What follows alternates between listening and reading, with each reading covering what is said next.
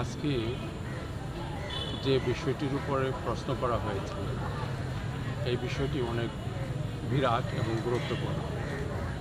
আমরা 1947 সনে স্বাধীন হয়েছি এবং সাথে আমরা দুইটি দেশ পেয়েছিলাম তখন, ভারত এবং পাকিস্তান।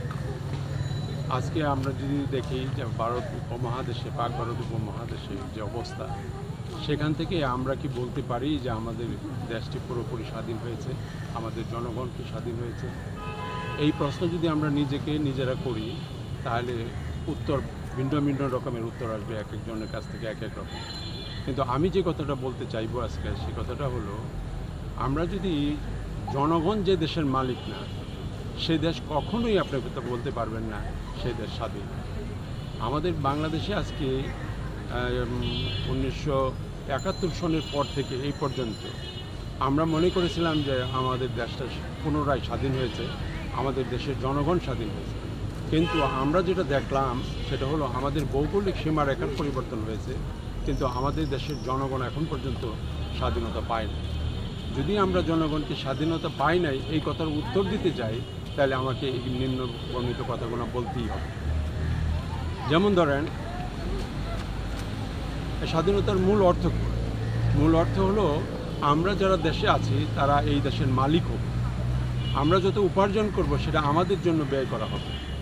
আমাদের যত উপার্জন আছে সেই উপার্জন দিয়ে আমরা আমাদের শিক্ষা ব্যবস্থা, আমাদের চিকিৎসা ব্যবস্থা, আমাদের অর্থনৈতিক ব্যবস্থা পরিচালিত করব।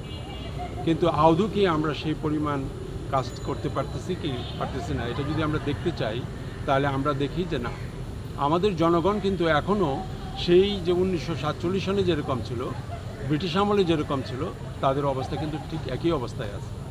এই একই অবস্থায় যদি তারা থেকে থাকে, তার মানে এই দেশটা জনগণকেও হস্তান্তর করা হয় না। যে দেশ জনগণের কাছে হস্তান্তর করা হয় না সেই দেশ সবসময় পরাধীন। আমি আজকে ডিক্লেয়ার করতে চাই যে বাংলাদেশকে আমরা স্বাধীনতা দেই নাই, সাথে সাথে আমাদের পার্শ্ববর্তী যে সমস্ত কয়েকটি দেশ আছে তারাও তাদের জনগণকে স্বাধীনতা দেয় না। তারা স্বাধীনতার নামে জনগণকে তারা যেভাবে একটা গণ্ডির মধ্যে, একটা সীমারেখার মধ্যে আটকিয়ে রেখে তাদেরকে যেভাবে ফাইন্যান্সিয়ালি, ইকোনমিক্যালি শোষণ করতেছে, তার থেকে যদি ওই জনগণকে আমরা মুক্ত না করতে পারি তাহলে আমরা আমাদের নিজেদেরকে স্বাধীন সার্বভৌম দেশ হিসেবে আমরা নিজেরাই নিজেদেরকে স্বীকৃতি দিতে পারবো না। কিন্তু বাইরের দেশে আমাদেরকে কীভাবে স্বীকৃতি দিবে? সেই জন্য আমি চাইতেছি যে আপনারা সবাই বুঝতে চেষ্টা করেন যে আমরা এত 17-18 কোটি মানুষ বাংলাদেশে, এবং আমাদের পার্শ্ববর্তী দেশগুলোর জনসংখ্যা তো অনেক আছে, আপনারা সবাই জানেন, কিন্তু আমরা কিন্তু পরিপূর্ণভাবে স্বাধীন দেশের স্বাধীন নাগরিক নই। যদি স্বাধীন দেশের স্বাধীন নাগরিক আমাদের হইতে হয় তাহলে আমাদেরকে সাংবিধানিকভাবে আমাদের দেশের বিশেষ করে বাংলাদেশের জনগণকে আপনি ক্ষমতা হস্তান্তর করতে হবে, দেশের দায়িত্বভার হস্তান্তর করতে হবে। যখন সাংবিধানিকভাবে জনগণ তার ক্ষমতা পাবেন, তখন সংবিধান থেকে যে সমস্ত অর্ডার আসবে সেগুলো জনগণের মাধ্যমে, জনগণের কর্মচারীর মাধ্যমে, সরকারের মাধ্যমে সেটা প্রতিফলিত হবে জনগণের জীবনে। এখন আপনি যদি দেখেন আমাদের এই যে জনসংখ্যা, তাদের অর্থনৈতিক উন্নয়ন যদি দেখেন আপনি, সেটা খুবই লিমিটেড। আজকে 1947 সাল থেকে যদি ধরেন 2025-এ এসে আমাদের পার ক্যাপিটা ইনকাম আমার মনে হয় অর্ধেক মানুষের $1000 কম।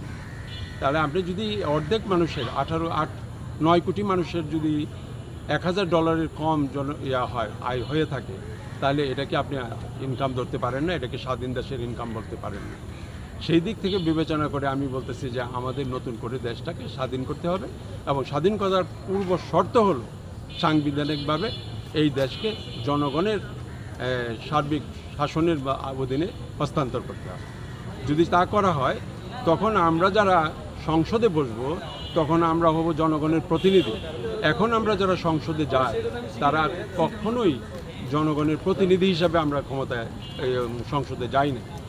গত 53 বছরে আমাদের দেশে যত প্রাইম মিনিস্টার হয়েছেন, যত সংসদ সদস্য হয়েছেন, তারা কেউ বৈধ সংসদ সদস্য না। কারণ দেশটি জনগণের যেহেতু না, সেহেতু যারাই ভোট দিয়ে থাকেন না কেন তারা কিন্তু সংসদের প্রতিনিধিত্ব জনগণের জন্য করতে পারেননি। যেহেতু তারা জনগণের প্রতিনিধিত্ব করতে পারেনি, তাহলে এই যে অর্থ প্রতিনিয়ত যে আমরা বাজেট করি, প্রতি বছর যে আমাদের বার্ষিক বাজেট হচ্ছে, সেই বাজেটের টাকা আমাদের জনগণের কোনো উপকারে আসেনি।